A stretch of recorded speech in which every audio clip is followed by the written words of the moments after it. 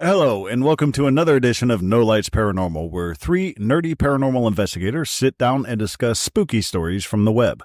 My name is Joe. I am the lead investigator. My name is Teresa, and I am the researcher. My name is Alex. I am the Baba Yaga enthusiast and the equipment setter-upper. All right. I thought you were going to go longer with that, but okay.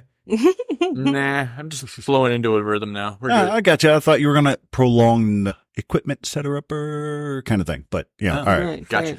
But all right, so we're doing Maine this week. Maine.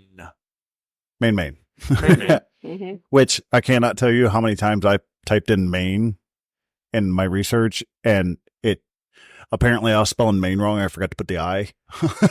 Yeah. So, or it would autocorrect it to MANE. So lions came up, and I'm like, I don't what? This is- That's not what I'm talking about. Right. Oh, that's fun. Haunted Lions. Got it. Yeah. Scary. Ghosts in the Darkness. Good movie though. But yeah. All right. So yes, any announcements in the way that we got to get out of? Oh, just a couple of basic ones as far as paranormal events go for the end of May.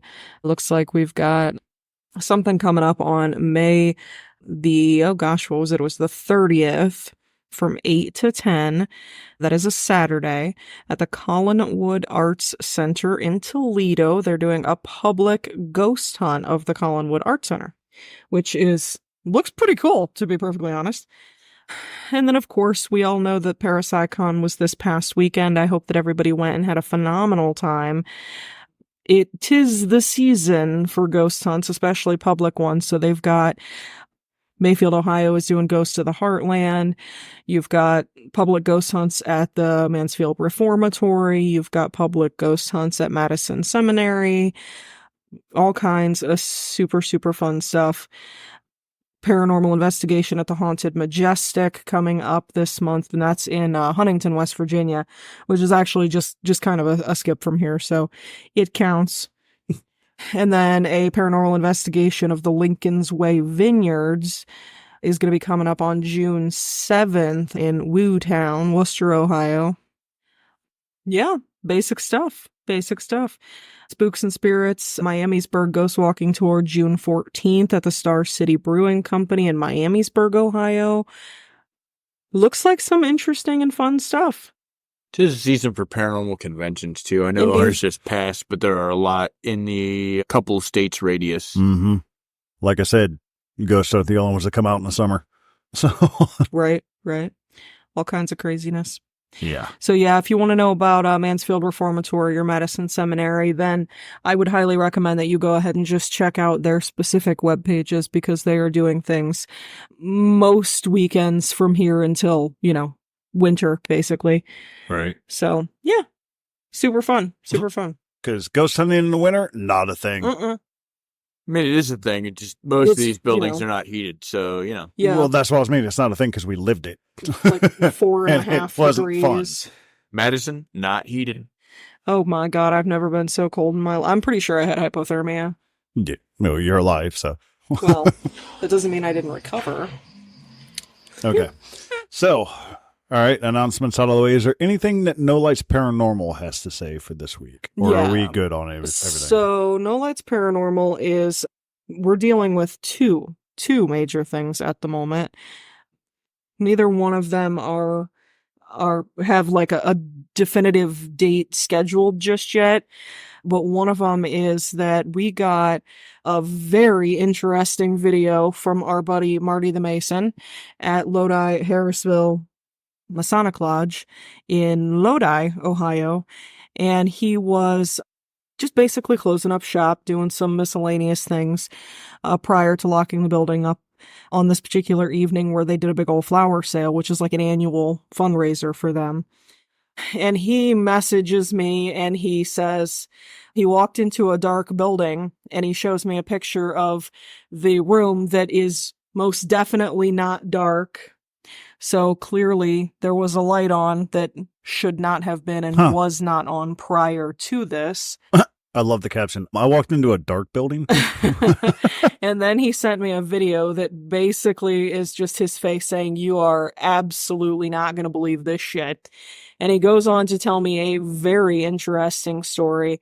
He took some very interesting photos that feature some what appear to potentially be orbs, but that's going to take a little bit more digging because it's also one light shining very, very brightly in an otherwise dark room. Could potentially be camera flare. We'll take a closer look at that. But either way, the consensus was, get your asses down here. We're putting shit in a burrito. Okay. So it's time for us to go and do that very soon. Might be time to test out, if I could get it, test out my theory. Yes, we could definitely. That I'll explain later in a podcast. Yeah, we'll discuss that in a little bit. I already heard, and I think it's kind of cool. So we'll go with that. But yeah, I'm going to go ahead and just pass my telephone over to Joe so he can check out these pictures. I haven't posted them or anything yet because, I don't want to be like, oh, it's an orb if I don't know that it's an orb, But yeah. So, and then the other thing that we got going on is we're going to start. It's about time for us to start planning Halloween events, ghost walks, and things like that. So I've been putting a lot of effort and energy into figuring out which towns we're going to do. I think this year we're going to do multiple. I haven't decided quite yet. I know we're going to do Wadsworth. We're probably going to do Lodi. And then we'll just kind of go from there and play it by ear. But yeah, so putting together history and, the routes that I want to take and things like that. Talking to people and finding out who's going to let us in and who doesn't really want to advertise their hauntings, that kind of thing. Because it's a real thing. Some people these days, despite the fact that it's coming so very mainstream, some people are still sketchy. They don't want to be known for that. And that's cool. I'm laughing because in one of the pictures, Marty has his finger in the way. Oh, I know. His finger right in the way of the picture. Keep in mind, we also have another investigation of Madison holed up and waiting for us. And before it gets too hot. I feel like it's already too hot. But, well, yeah, we do have another Madison investigation. We're just going to have to coordinate that around when they're doing their open house ghost hunts. So, yeah, that'll be coming up here before too long. If we unfortunately get too busy and we miss, the next month or so, then we'll have to set it back towards a little closer to fall before it gets real, real cold. But either way, that's coming. Yeah, I think those are pretty much all the announcements. Very, very just normal stuff. You like those pictures, huh? Those are just the one in particular. The one with the chair where it looks like it's in a dark space? No. Because that was my favorite. See, that to me could be a reflection off of that light bulb. I think that's what it is because it's exactly shaped like the light bulb. That's what I was. But look at the one with the chair. Okay, so this one. Well, I mean, we'll look at it after. This is the one that I thought was really cool. The one next to the chair? Yeah, because it's in a dark space behind the chair. Yeah. So the light wouldn't have shone through a chair. But it's reflecting off the camera lens. Yeah. We'll discuss further in detail. Yeah. When we're not recording. And yeah, that's a thing. We'll see. And also, welcome to the little end of us going over evidence. Yeah, it happens. It happens. All right. So yeah, there's all kinds of coolness going on. Yeah, Marty, next time you take a picture, ma'am, get your finger out the way. Yeah, mindful of the fingers. I understand he was tired. I understand he was very excited though. So anyway, I would be too. Yeah. Yeah. Agreed. All right. So let's get into it. Yeah. As we decided pre-podcast, Teresa, you're up first. So I went with Poland Springs Resort. It's actually really interesting because Poland Springs, spring water? Right. Same thing, comes from here. Go figure. Really? Oh, a natural thing. Who'd have thunk it? Gosh. Who'd have thunk it?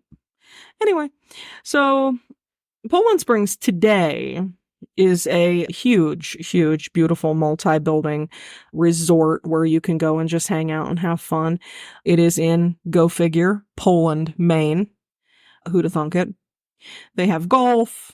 They have hotel stays. They have 5-star restaurants. They have over, I don't even remember, a lot of guest rooms. Their golf course is one that like the PGA Tour goes to because it's like so frigging fancy and awesome.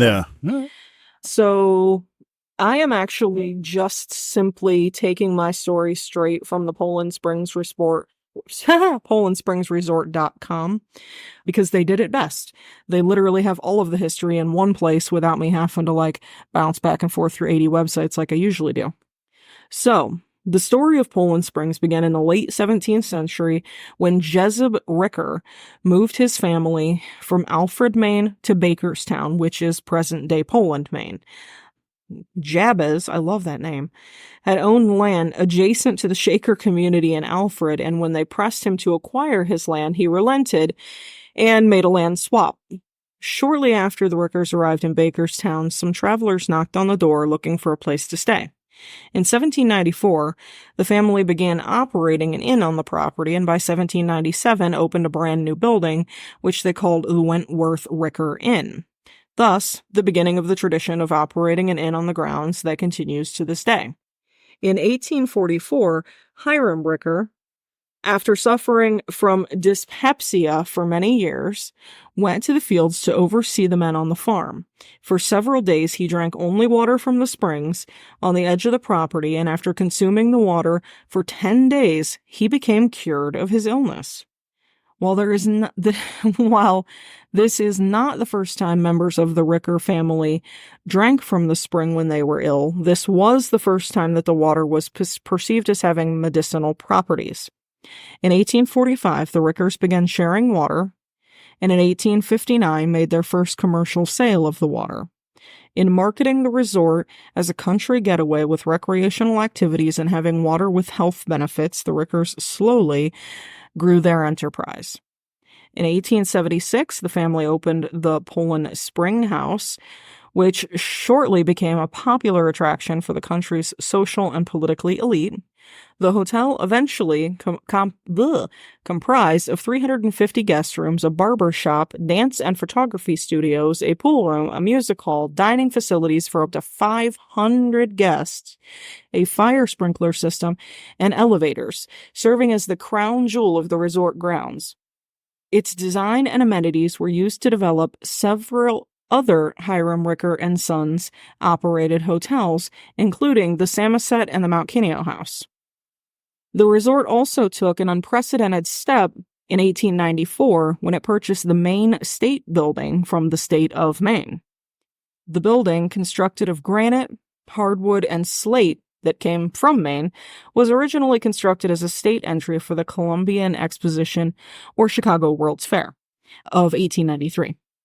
Designed by Lewiston native Charles Sumner Frost, the building was purchased by the Rickers, disassembled, transported to Poland Spring, reassembled, and dedicated for use as a library and art gallery for the resort guests. It remains as one of the 5 buildings left on the almost 200 that comprised the grand and historic fairgrounds at that time, owned and operated by the Poland Springs Preservation Society. In 1895, the family opened a 9-hole golf course, one of the first in the state, after commissioning Arthur Fenn as its designer. Fenn was the first American-born professional golfer and course designer.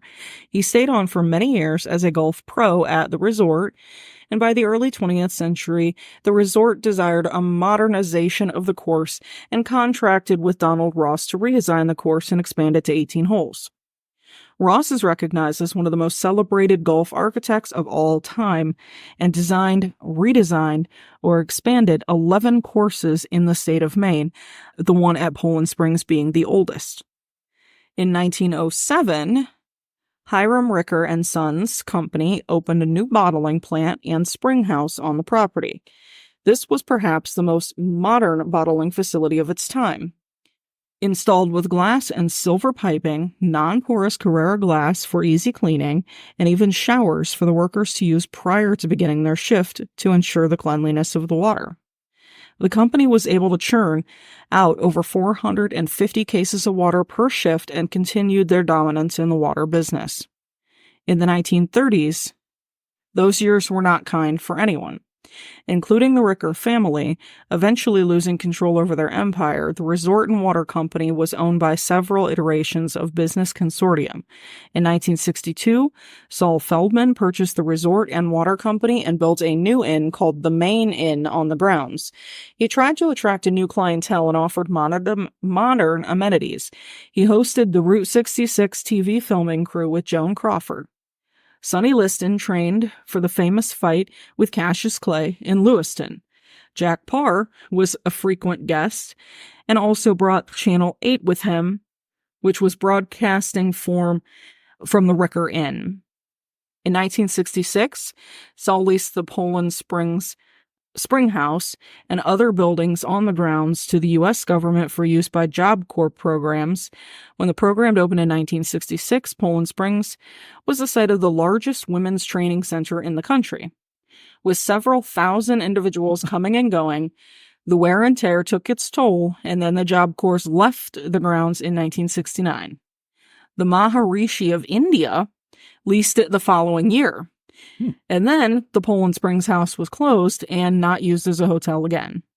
During that time, he built onto the lodge to continue operating the golf course, which and its original design, including a locker room, pro shop, snack bar, regular bar for liquor, banquet facilities, and 25 more hotel rooms. Gotta have the snack bar.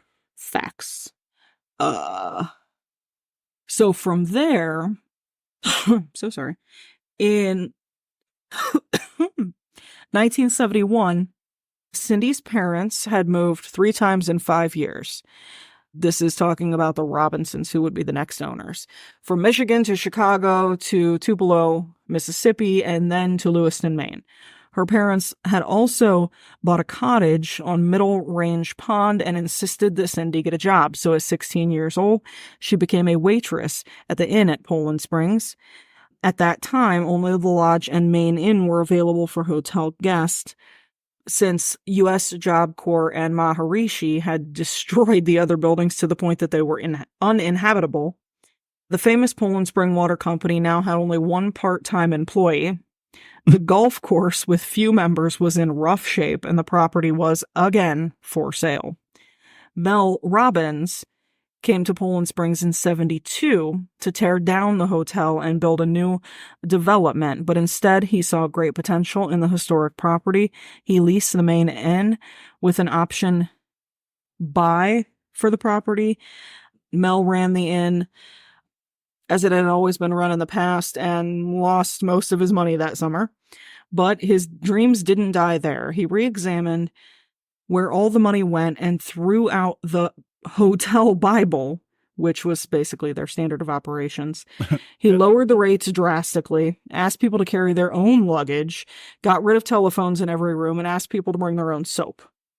Which was absolutely unheard of in 1973, but it saved Poland Springs from the wrecking ball. Determined to save Poland Springs, Mel worked very hard. His days were full, doing the advertising, buying the food from local grocery stores, and round the clock it seems he was entertaining guests as a DJ, playing bingo and trivia, and telling his amusing tales. Guests, past employees, and neighbors began sharing their stories about the Hill, which is what they ended up calling the resort. Mel became even more enthralled, and in 1975 he wrote The Poland Spring, an informal history. Business was absolutely booming. He had fallen madly in love with Cindy, who had come there from Lewiston to be the waitress. They got married. Life was good. Life was good. And then tragedy struck. The Poland Springs house burnt to the ground on July 3rd. And Mel, of course, had to rethink his dream. In 1976, he took over the golf course and moved the old children's playhouse to become the pro shop, restaurant, locker rooms, and the site of the Poland Springs house. The Poland Springs Preservation Society was founded in 1976, and in 1977, Saul Feldman, the owner of the Poland Spring Resort, and Mel Robbins, owner of the option on the building, gave the Preservation Society ownership of the main state building and All Souls Chapel. So apparently All Souls Chapel is part of it as well. In 1978, Pierre, which eventually was bought out by Nestle Water, bought the Poland Springs Water Company, built new bottling facilities, and grew it from one part-time employee to over 900 employees in the state of Maine. And in 2001, Nestle spent $3 million to restore the abandoned Poland Spring historic bottling plant and turn it into a museum. Currently, the water company is owned by Blue Triton. In 1997, Mel was diagnosed with Alzheimer's, but his hospitable nature never left him, and he greeted guests almost until the end of his life. The last 4 years, he was cared for by Cindy and private nurses. He passed in 2007 and is buried on the property. Cindy will be buried right next to Mel. She, however, is still living.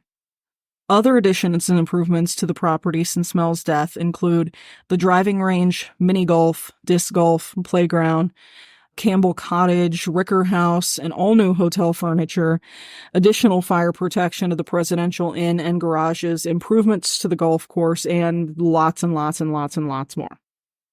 Paranormal happenings in this hotel are insane and numerous.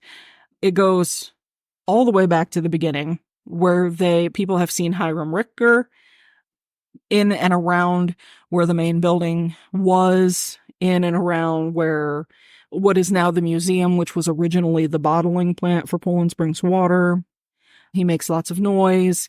He kind of waves his hands around like maybe he's telling people what they're supposed to be doing or where they're supposed to be. And so many people have seen him, it's ridiculous. So we go down a little bit further, and then there's Charles Sumner Frost, who was one of the architects, is seen on the property all the frigging time, usually wandering the golf course, and then just sort of vanishes into nothingness. Then we go down to Donald Ross, who was the guy who redesigned the course, expanding it to 18 holes. He has been seen by the pond that is built on the property, on the golf course. Apparently, he believed that it was like his crowning achievement because it was so beautifully landscaped. So he is seen overlooking the pond quite regularly. Of course, the then owners, Mel, who, passed away from Alzheimer's in 2007, he is seen in the main building of the property all the time. Up and down the stairs, up and down the hallways, all over the kitchen, all over the room where they play cards and different bingo games and things like that. He's seen waving to guests from the front steps, smiling, dressed in his normal polo shirt with the logo of the building on it. Seems to be just as happy and jovial now as he ever was. And even his wife, Cindy, has talked about seeing him there on many, many occasions. Yeah. Fun stuff. Huh? So there wasn't a whole heap of in-depth stuff regarding the hauntings. It doesn't seem like they've ever allowed any investigators in. So all of the stuff that was reported was just reported by people who have worked there or people who have stayed in the hotel. Yeah. It seems kind of weird that they wouldn't let investigators come in because that bring revenue. Agreed. So realistically, maybe just nobody's asked. No, it could be. It's very possible. Yeah. It seems to me like they were, for a very long time, trying to keep up this sort of rich, posh sort of thing. And then when Mel and Cindy took it over, they squashed. Yeah, they pretty much dialed it back a little bit and made it a place where even just normal people could go and hang out and have fun and have dinner. And, you didn't have to be an elite, wealthy billionaire to stay there anymore. Good for them. Let the common people have it. And I say common very loosely, but... Right. The hotel also, and Cindy Robbins, posthumously for her husband, was actually honored with an award from the Maine Tourism Hall of Fame and the Lifetime Achievement for Hospitality, Maine. I didn't even know there was a Hall of Fame for that. Apparently so. Now we do. All right. Mm-hmm. Is there a place we can visit? Because that'd be... hilarious if they didn't have a place to visit, but they had a Hall of Fame for it. Right. For visiting. It was just the Maine Hall of Fame. I don't know. Tourism Hall of Fame. Yeah. Let's find out. Maine Tourism Hall of Fame. Let's see. I'm going to bet no, and I'm going to laugh. Well, It's in Bangor, Maine. Oh, all right. Yeah, Damn. All right. Well, that's interesting. interesting. Cool. Yeah. Place visit. well, there's this and that. So, right, a big portion of the difference for me is the availability where it could be a business decision, right? Right. I feel like you would have the possibility to make a lot more money. Yeah. Say you or I, or Yeah. $100 a dinner is not cheap. No. But if you could go to one of these places that was formerly elitist, Right. You get and you still pay the $500 a dinner or whatever the hell Yeah. it is, but you don't need that whole year-long membership to get there. Right. So it's kind of like a clout thing almost. It's still a clout thing, Yeah. but you make more money not catering to just the elite. Oh, You know yeah. what I mean? Yeah. Well, yeah, because the Maharaji is not going to show up there every year. So. Yeah, that's pretty crazy, actually. All right. But so, yeah. all right. So, that was it? Yeah. Okay. Fun little bit of history about Poland Springs water and a very fun hotel. I got you. Actually, that's funny that you say that because that's pretty much what I found when doing my research on Maine was there's a bunch of haunted hotels, haunted lighthouses, what you would expect from Maine because it is, for all intents and purposes, kind of like a coastal city or state. Being realistic, I expected to find more foresty stuff. Same, so did I, and I didn't. So I was like, okay. So I went fine. Right. So I went a little bit into the history of the actual history and lore of the place. And I actually found an interesting one. It's the Curse of Jonathan Buck. Which immediately No. That's in California, but no. Or Massachusetts, I'm sorry. Yeah, Massachusetts. But no, it's not. Which I immediately found this hilarious because it stated the article with a foot, a witch, and a founder. I'm like, that sounds like something C.S. Lewis would write. So let me, yeah. So the legend of Jonathan Buck. Jonathan Buck was born in Massachusetts in 1719. He married a woman named Lydia, had 9 children, 6 of whom lived to adulthood. In 1762, John decided he would move his family to Maine after not being able to get his shipbuilding business off the ground due to property issues. He traipsed around the East Coast from Castine to Bangor until he finally decided on the perfect spot. He built a sawmill, the plantation's first general store, and settled his family in nicely. In 1776, at the start of the Revolutionary War, Buck was named colonel in Maine's 5th Militia. Although Maine had a bigger army and more steam than the British, he lost the battle in one of the most humiliating and terrible losses in U.S. naval history at the time. They held that award until Pearl Harbor. That's how long that record stood. So, one of the main issues leading to the loss was that the leaders under Buck were too busy trying to one-up each other and couldn't stop arguing over who was in control. Never seen that happen. In the article, they make a funny situation. They make a funny little pun. It's like, why didn't you pull the Three Stooges thing and knock their heads together? The remaining Americans decided to bail, leaving the ships to burn in their wake. Buck also fled with his wife and youngest daughter to Brewer. From there, Buck, at 56 years old and with a case of the gout, walked over 200 miles back to Massachusetts. With gout. Yeah, that's impressive. To wait out the shitstorm that was taking place in his town that would eventually be named after him. He stayed there for 4 years until the war ended in 1783. He then decided it was safe to come out of his hiding place and return to the town he originally founded. In March of 1795, Jonathan Buck died and was buried with his family. With his family, and the town was renamed Bucksport from Buckstown. That's what Buckstown was the original name. In 1870 and in 1852, a monument was erected in the same cemetery with a stellar view of Fort Knox. Now, here's where the story gets a little interesting, because this is where they start getting in the lore and a whole bunch of stuff came out. Bucksport is straight out of a ghostly storybook. Around every corner, there's a haunted location or a curse or a murder that once took place there. If a place can be charming and oppressive at the same time, this would be it. The cemetery is enclosed behind a wrought iron fence and contains many of Jonathan Buck's relatives. At one point, his most recent relatives were so fed up with certain stories of the witch's curse tarnishing his good name that they threatened to sue. It seems as though the town of Bucksport saw some sort of money-making potential. However, since they have a huge sign and plaque that is screaming tourist trap in front of their monument depicting the supposed curse. So they ixnayed that real quick. Now, there's a bunch of different stories of how this curse happened. One of it stems from the most common one being that this is his time as a judge, though he's more of justice of the peace than the judge. He sentenced the woman accused of witchcraft to death by burning her. As she met her demise, she shouted over the flames, throwing out some hocus-pocus hellfire, cursing his tomb. So now we have, not a tomb, but a monument with the witch's foot stained in front of it. The foot has actually showed up over 50 years after it was erected. The person writing the article makes a funny thing. It's like, talk about slow burn. It's like, points for that. Funny. And then they post what they thought the curse was, but I'm not going to read it because it's long and exhausting. But it pretty much says, like, I'm going to curse you forever, blah, blah, blah, blah. Now, you may be asking yourself, why her feet? Because she said her foot will be on the grave. Why? There's another version of the story, and it's just, some people took some liberties with it. The mystery woman was accused of witchcraft after having Buck's child, and was pregnant again with another of Buck's children. This is what ultimately led to Buck's accusations of her practicing witchcraft.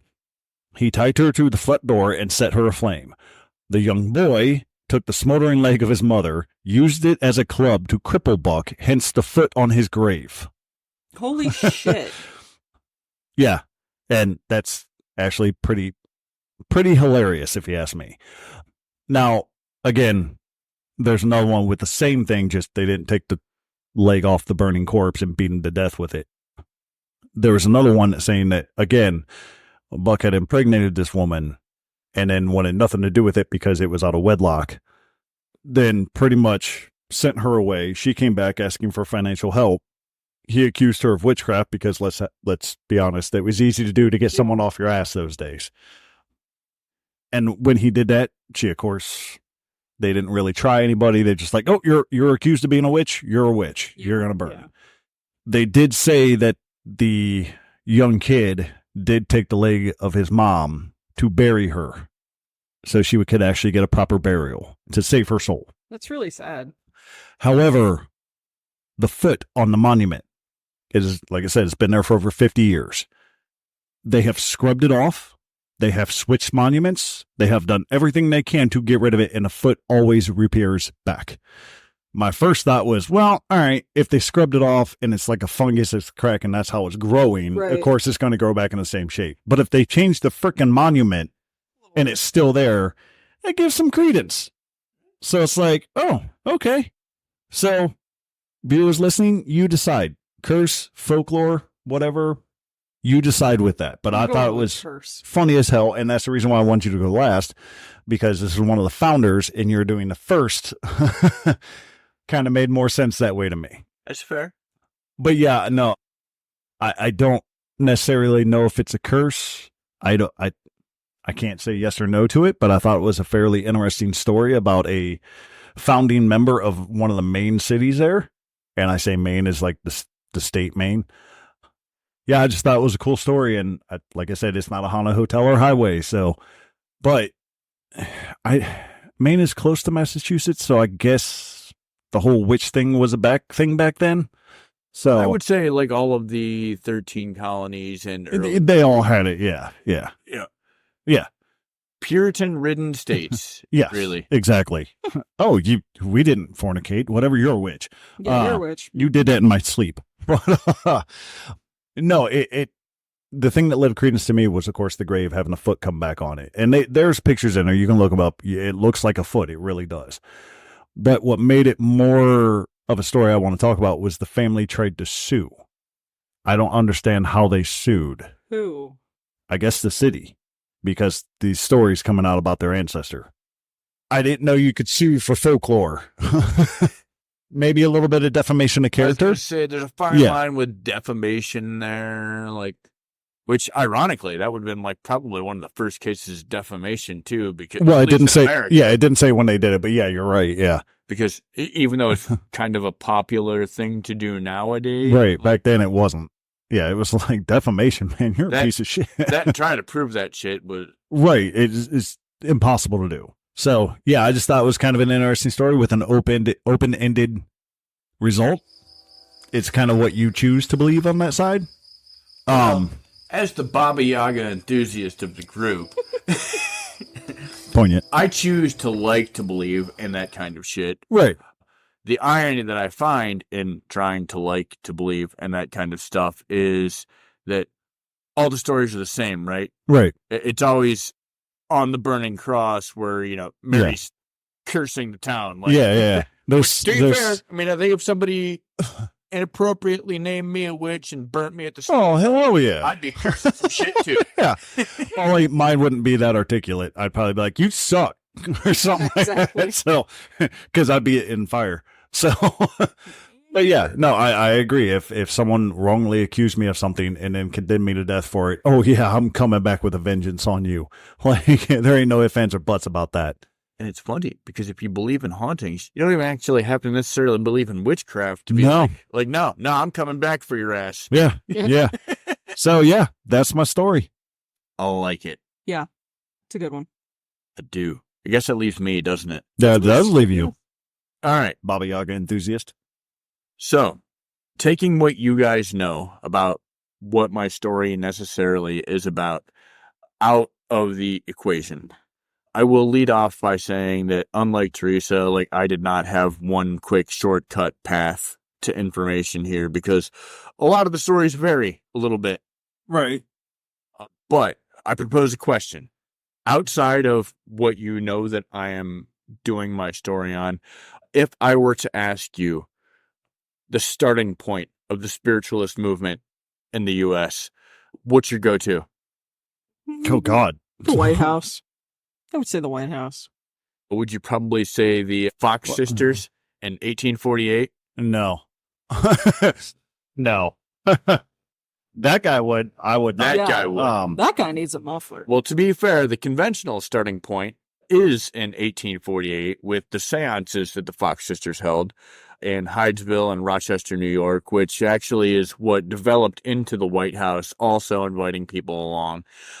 But that apparently... All right.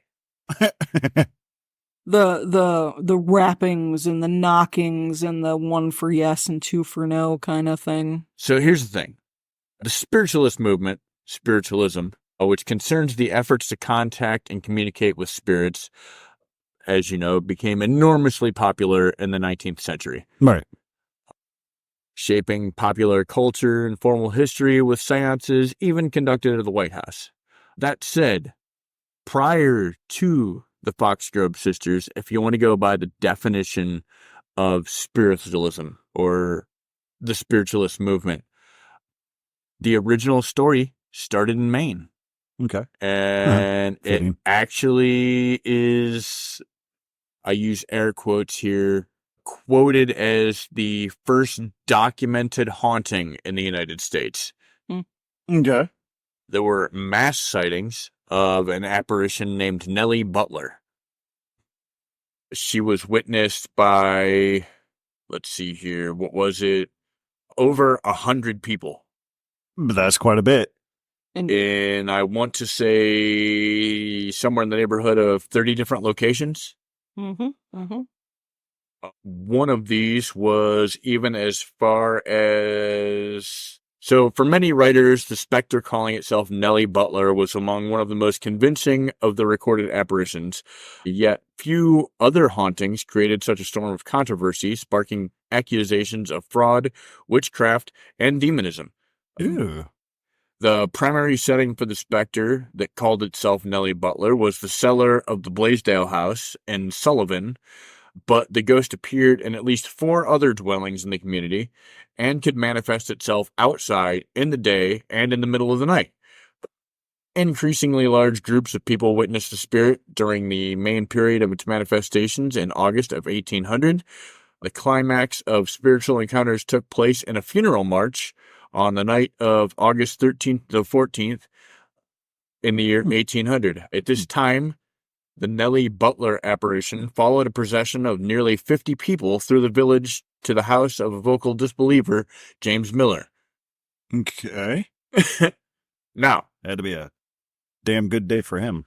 That said, I will read 2 quick summaries of the Nellie Butler haunting coming from 2 different perspectives. The first being, in the winter of 1799, in the small coastal town of Sullivan in Hancock County, Maine, began what is known as the first and most documented haunting in the United States. During this series of hauntings, numerous residents of the town claimed they saw and heard the ghost of Nellie Butler, a young woman who died 3 years before. This phenomenon was recorded by Reverend Abraham Cummings, a traveling preacher who believed the apparition was sent from heaven. Cummings collected 31 eyewitness testimonies from the town's residents, which he included in a book called Immortality Proved by the Testimony of Sense, and which considered the doctrine of specters and the existence of a particular specter. God damn, what a title to a No book. shit. That's a mouthful. The story begins in the Blaisdell house near the rocky shore of Taunton Bay. It was in the cellar of that house where the ghost first appeared and most often took shape and spoke, according to testimonies recorded by Cummings. Claiming to be the spirit of Nellie Butler, the ghost sought to orchestrate the marriage of Nellie Butler's former husband, 29-year-old George Butler, to Lydia Blaisdell, who was 15 years old at the time. A little weird, but okay. Testimonies by members of the Blaisdell and the Butler families, as well as Nellie's family, the Hoopers, state that the spirit was relentless, visiting multiple times and answering personal questions to prove its identity. On May 28th of 1800, Lydia and George were married on Butler Point. The next day, the ghost appeared and prophesied that Lydia would bear one child and die soon after. This prophecy, which came to fruition 10 months later, echoed the sad fate of Nellie Butler, who died of childbirth when she was 22 years old. Some in the town saw the prophecy as a sinister curse. Because of this and the meddling nature of the ghost, many suspected the apparition not to be Nellie Butler, but a demonic spirit. Others thought the haunting to be a hoax and accused the Blaisdell family of tricking George Butler into marriage. Sadly, the house where Nellie Butler apparently frequented no longer stands, and the foundation is thought to be overgrown. So that is one account of the story. The other account of the story is, it was August 9th in 1799 when Abner Blaisdell first heard the knocking noises in his house in Maine. On January 2nd of 1800, both Abner and his daughter heard a woman's voice coming from the cellar. "I'm the dead wife," the voice said, "of Captain George Butler, born Nellie Hooper." Nellie Butler thus became what many believed is America's first documented ghost. David Hooper, Nellie's father, lived about 5 miles from the Blaisdell home, so Abner sent for him. Mr. Hooper was skeptical, but was also curious. After walking 5 miles through a raging snowstorm, Hooper joined Abner in the cellar. Once again, Nellie spoke, and Hooper became a believer. She gave such clear and irresistible tokens of her being the spirit of my own daughter as gave me no less satisfaction than admiration and delight, he wrote later. Soon after her father returned home, Nellie appeared visually for the first time to Abner's son Paul. Terrified, he ran home, reporting that he was walking through the fields and was chased by the apparition that floated behind him. That night, Nellie scolded Paul for not speaking with her when he saw her. By February of 1800, Nellie was becoming famous around the town and surrounding towns. People crowded into the Blaisdell house to see and hear her. A female witness described her appearance. At first, the apparition was a mere mass of white. Then it grew into a personal form, about as tall as myself, and the glow from the apparition had a constant, tumultuous motion. At last, the personal form became shapeless, expanded in every way, then vanished in a moment. Apparently frightened by the throng, she disappeared for 4 months, then returned in May in front of about 20 witnesses in the Blaisdell cellar. When asked by Abner why she chose the cellar for her appearances instead of upstairs where more people could see her, Nellie said that she didn't want to scare any more children. Before the end of the year, more than 100 people had seen or heard the ghost of Nellie Butler, and most had given sworn testimony to the local pastor, Reverend Cummings. The Reverend didn't believe in ghosts and didn't think his flock should either. In a foul temper, Cummings strode through the field to Abner's house, Suddenly before him was a woman, surrounded by a bright light. At first, her form was no bigger than that of a toad. As he watched Nellie Butler grew to a normal height before his eyes, he was convinced. Maybe Nellie made her point, and maybe she was just tired and ready for rest. But she was only seen once again after her visit with Cummings. Captain George Butler, Nellie's husband, reported that she appeared to him one night in his bedroom and gave him a tongue lashing for remarrying after promising her on her deathbed that he would never marry another. So, the irony is here, as you can see, Right. two different perspectives, two different stories. Yeah. One was like, hey, you tried to talk these family, and the other one was like, this guy got a tongue lashing for... for doing something bad. But either way, it's interesting, right? Because I think that if you look at it from the initial perspective where most of the stories came from the cellar, you're like, all right, that's a hoax. Somebody set something up here. Right. You know what?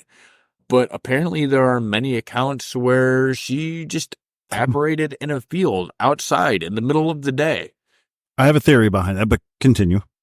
I mean, this is the part where I'm open for discussion. Well, I told my story. So oh, okay, I got you. I've often wondered why we always do investigations at night. I get it to a point, but every time we hear the story of something happening, it's during the day. I think when you talk about like a residual haunting, that most of the time it would make more sense for me that a residual haunting would happen during the day. Do you know what I mean? No, that's why I said it makes sense to me. I get People it. go about their lives during the day. They don't Right. go around cleaning the house at night. You know, But even non-residual, even though I stayed a couple of weeks ago, I don't Right. believe in it anymore. But yeah, I got you. What about the night brings them out? Is the veil thinner and they're able to get together more energy, or is it just our perception of it because the night is scary to us? I think that, in my opinion, manifestation of energy and light is just more easily visible to us at night. I would agree with that. No, I had no ifs, ands, or buts, and I was just From asking. what we know of hauntings, they are gatherings or manifestations of electromagnetic energy, which in quantities do create literal light energy. Staring at light energy, you turn on a flashlight in the middle of the day in a well-lit room, you're really not going to see it all that well. But if you turn the lights off and then turn on the flashlight, you're going to see it super bright. That doesn't mean it's not there. No, it doesn't mean it's not there. We just haunt at night because it's easier for us to perceive. Well, I know that, but what I'm getting at is we use equipment to detect that. Yeah. That's fair. Using an EVP, voice recorder, you're going to get it there without, that's not something that you actually see. That's fair. So has anybody ever done a day investigation other than like parks and stuff like that? Yeah, I have in fact run Okay. plenty of things during the day. Okay. We don't, I've never really set up like cameras, photographs, video, things like that, but I most definitely will do like trigger sessions or Yeah. EVP work during the day. Yeah. Well, okay. I mean, this is what I'll say is, all right, let me touch on two things real quick here. The first thing being, like, say our infrared cameras that we have, like our DVR setup, a ball of light is even easier for that to pick up at night versus... No, obviously, yes. But that said, like, trust me, when I say there's plenty of times where I've seen and heard things during the day, and Right. even the one quote-unquote full-bodied apparition that we got on film, it was before the sun went down. Yeah. Yeah. It was Was it- 7 o'clock. It Yeah. wasn't even really dusk yet. It was the time between times. Yeah. I don't even know that it was dusk, to be perfectly honest with you. It was 7 o'clock on a summer night when it didn't get dark until Yeah. like 9. They said it was Yeah. more the time between times. Like the sun had gone down, but it was still perfectly light outside. And see, that kind of, it doesn't really prove my point, but it kind of goes with the argument a little bit. For me, the manifestation of it would happen if there's a lot more people around, because there's a lot more energy to pull from. Might be.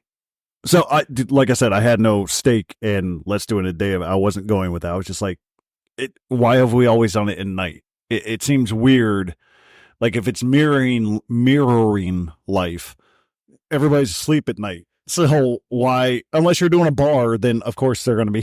So might be, which leads us into another interesting topic, right? When you said what you just said, is if by chance spirits can pull from our energy to manifest, Yeah. as in like human battery Yeah. energy. Yeah. Matrix. Why is it that we go to a haunted place and we feel like we're going to have better luck if there's only 2 or 3 of us there at a time versus... Well, see, again, that's all theater of the mind, if you will. Right. It's for me, it's if we go with more people, I would feel that we have better luck with more people because we can cover more ground.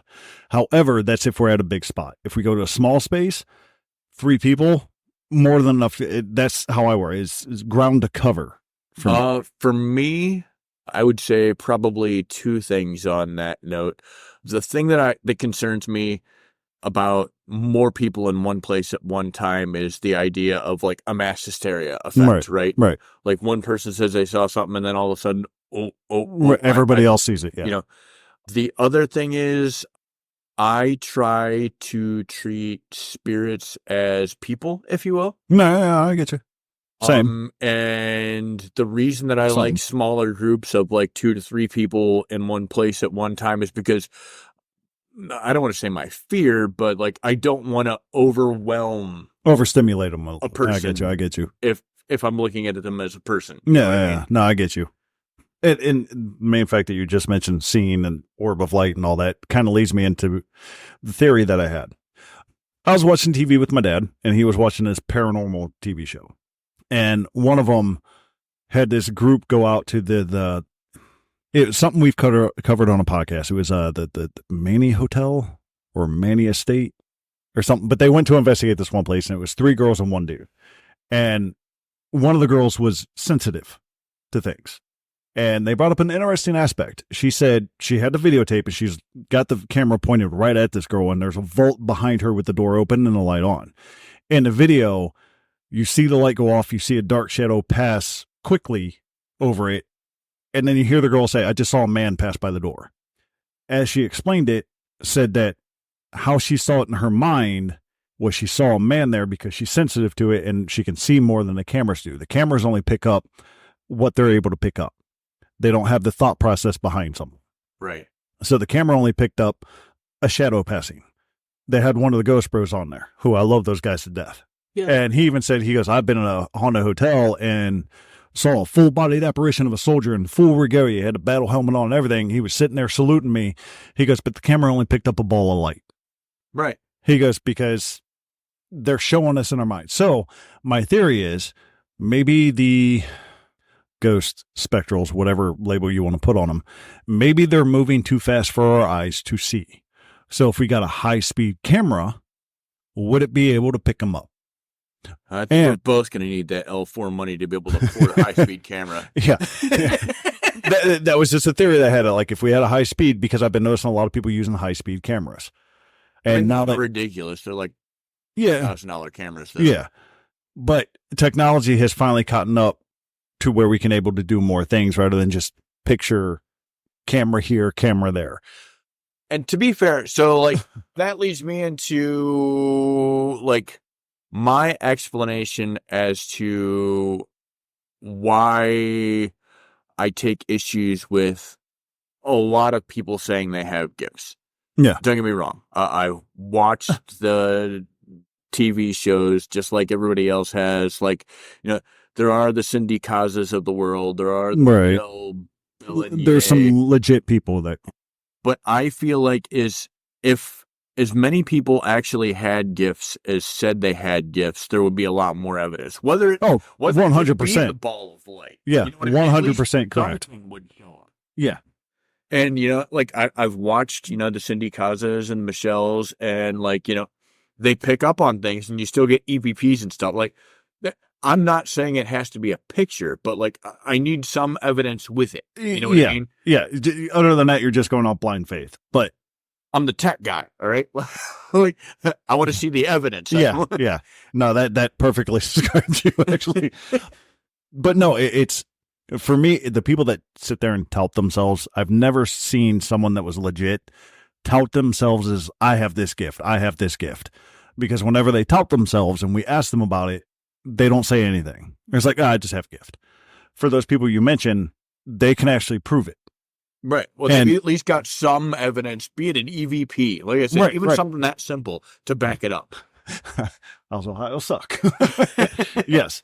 No, and that, like I said, that was like to get proof, to get something, because I search for the truth in things.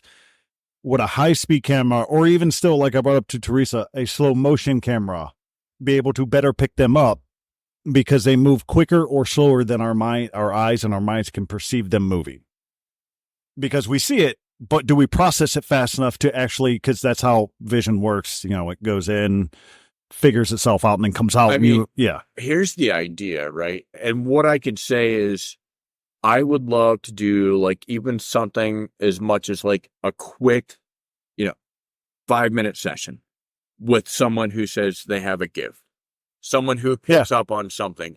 And when I say a 5-minute session, I don't mean it in a negative light, but I mean, if we can go through a recording, over the shoulder, somebody that has a gift or says, hey, I see this or I see that.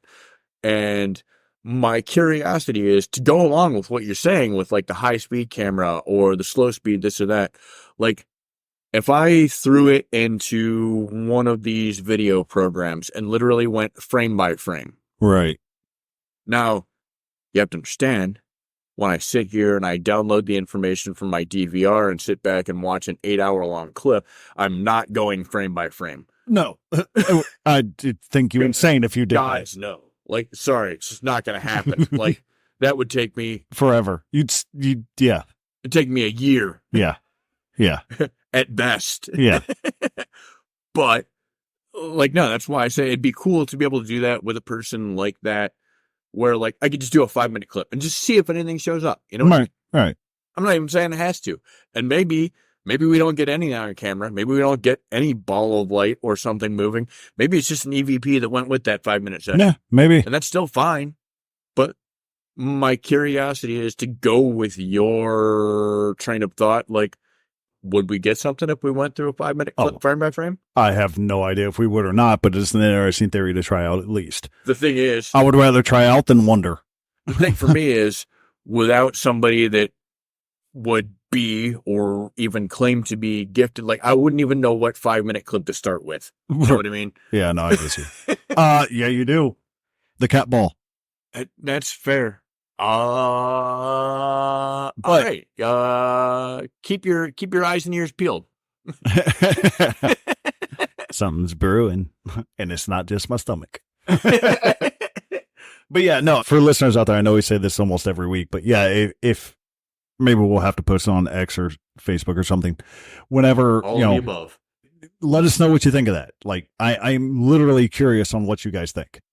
So if you think that would be beneficial, if you've tried it and didn't work out, let us know. Yeah, you have to understand this podcast started, or even the idea of this podcast started with a whole litany of porch side conversations that we have every time we're together. Yeah. It's all theories. Correct. Which also pisses me off because I'm an Aries and I want to find out answers. So yeah. But I don't know. I also, to be fair, just a short and sweet baby side note is it would not be fair to mention Maine without mentioning that the King of Horror lives in Maine. Oh, yeah. Actually, that reminds me. Sorry, I know we're probably getting the thick soda area right there, but not bad. There was this one that I found. It's actually pretty cool. It was posted in 2015, so I'm pretty sure everybody knows about it now, but I thought it was actually pretty cool. Just let me find it. The article states, a tomb, a kernel. Wait, that's different. Yep. That's the one I actually read. That's the one you read. Okay, I didn't save it. But anyways, they found this tomb up there, and that wasn't the one I read, but they actually found a tomb. Here it is. World's first crypt hotel in Maine. I'll stay there. Fuck it. I give it a shot. The article says, here's one for the bucket list. Sounds accurate to me. A hotel in Maine is lifting a shroud on a ghastly new attraction, a crypt room whose last occupant was a Catholic priest whose earthly remains last lay there more than 100 years ago. Add. The underground tomb is attached to a newly opened boutique hotel at the Agora, which was converted from the rectory of St. Patrick's Church in Lewiston, Maine. So yeah, they've actually made it a crypt into a hotel room and all that. So I thought that was a pretty cool mention. I'm into it. That's cool. Yeah. So you could actually go there and stay. We like weird shit. Right. And that is very weird. I'm not even going to say borderline. That's just weird. But so yeah, that's all I got on Maine. I dig it. Maine has a lot of cryptids, by the way, that I noticed while I was peeking through. I did see a lot. Yeah. But I didn't see an in-depth enough story to go that route, which kind of depresses me because I kind of wanted to go that route. Right. I couldn't find a story in-depth enough to and unfortunately, 10-minute conversation. Unfortunately, that's the problem with cryptids is the stories. There's not a lot out there that can hold up for a 10, 15-minute conversation on this. It's just like, hey, they saw this and then it wasn't there anymore. One thing that I did find about Maine that I thought was really interesting as well is that per capita, they have like one of the highest UFO sightings in the nation. Yeah. That's interesting to me, that's all. Maine is interesting considering most of those are in the desert. Most of the states that have those are in the desert. Yeah, so that's weird. But again, I don't believe in UFOs, so. I believe in UFOs. Okay to be wrong. I just don't believe in aliens. Oh, no, yes, I should say correct that. I don't. UFOs is unidentified flying objects, so anything that they don't know is flying there is a UFO. And I do find however, aliens don't exist. I'm sorry. I find it I think you're wrong. Incredibly it's hilarious. Fine. You're allowed to be wrong. We study and even seek out ghosts and poltergeists and apparitions, whatever you want to call them, but yet, something else that we also can't prove. We're like, nope, that can't be there. Nope. No, you mean the one thing that sounds 120% more logical? I don't actually think that it sounds logical at all. I don't think a being from another planet. Okay, hold on. We're gonna get into it. Welcome to the porch. Space is infinite. How? No, and I give you that. However, my biggest my biggest problem with aliens is if they are so technologically advanced, why be so afraid of a civilization that has barely discovered the wheel? If they can travel through space and time then why in a blink of an eye, stop by and say hello? An atomic bomb should not worry them. And I know you're going to come out with something smart, and it's not going to make a bit of sense because I don't believe in it. So, not every human is interested in pet hamsters. I give you that, yes. But why are they coming here? Exactly. That's the thing. If you are so technologically advanced that we're able to traverse through space and time, and yes, I know the hamster, I get what you're going with it. But if you're that curious about it, why don't you let yourself know? And I know, we'll destroy it. No, I'm sorry, we can't. The day the Earth stood still proved that wrong. The original, not the newest one. No, and to be fair, I agree with you on that aspect for sure. I just think that maybe we're just not fucking interesting enough. Well, then why come here at all? If it takes so much effort, we're light years away from everything, so it takes effort to get here. So why come here if we're not interested? Well, I mean, effort. We're assuming it would take effort because of how we travel. Okay, great. So now, however, I do believe so not interesting. Why? I do believe in third dimensional beings. That I think is aliens in what we would consider aliens. But little green men from Mars, not buying it. Oh, I don't know that I buy that so much, but all I'm saying is I have a hard time believing that we are the only life that exists anywhere. So, with all of that, what are we doing next week? We'll discuss after. Next week? Roundtable. Next week is Roundtable. Are we actually doing cryptids next week, or did we decide on something? I couldn't remember. I think we should do cryptids. That's my... Oh, are we doing cryptids for the roundtable? Ooh. Maybe we'll get back into this alien discussion after we have it on the porch, after we get off this podcast. I mean, I'm pretty sure when the listeners listen to this, they're like, yeah, do that more. They like to hear us argue. It's fine. All right. Maybe they do, maybe they don't. Next week, roundtable. I love it. And for now, definitely reach out to us on Facebook at No Lights Paranormal. NoLightsParanormal@gmail.com is how you can get a hold of us. We want to hear all of your stories and just answer all your questions and all that fun stuff. You can also find us on X at No Lights Para. That's Para. Yeah, that's all. All right. Like, listen, share. We love you. Thank you. Well, when we get to YouTube. Maine, you lived up to it. And in retrospect, from all of our stories, don't burn the witch. Yeah. And don't fuck with the Baba Yaga. Facts. You take her leg and beat her to death with it. Mm.